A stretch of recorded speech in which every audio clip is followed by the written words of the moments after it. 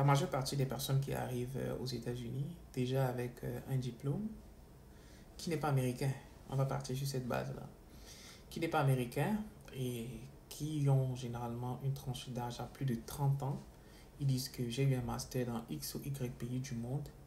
Arrivés aux États-Unis, ils disent toujours que je suis fatigué d'aller à l'école, j'ai déjà fréquenté, j'ai déjà eu un master. Maintenant, tout ce que je peux en faire, ce sont mes certifications. Je peux faire un petit truc de 6 mois. Ou bien encore, je vais faire X ou Y. Je ne veux plus rentrer à l'école parce que je n'ai pas envie de recommencer. Je n'ai pas envie de faire X ou bien je n'ai pas envie de faire Y.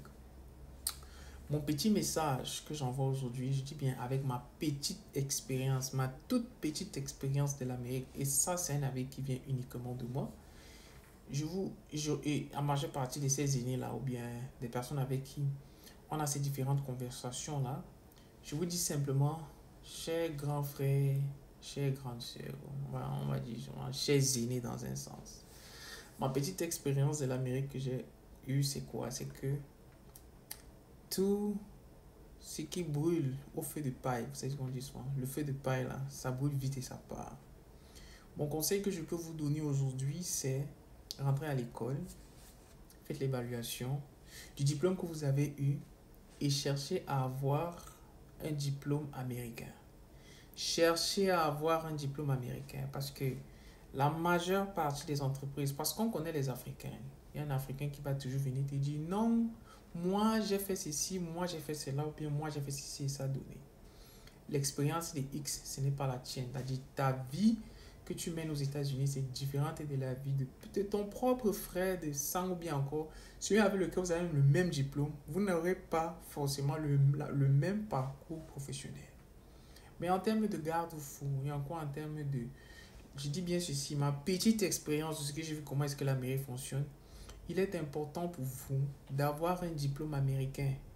Je répète, il est important pour vous d'avoir un diplôme américain dans des filières de pointe, c'est-à-dire la technologie, l'informatique, la technologie, la science, l'ingénierie et la mathématique.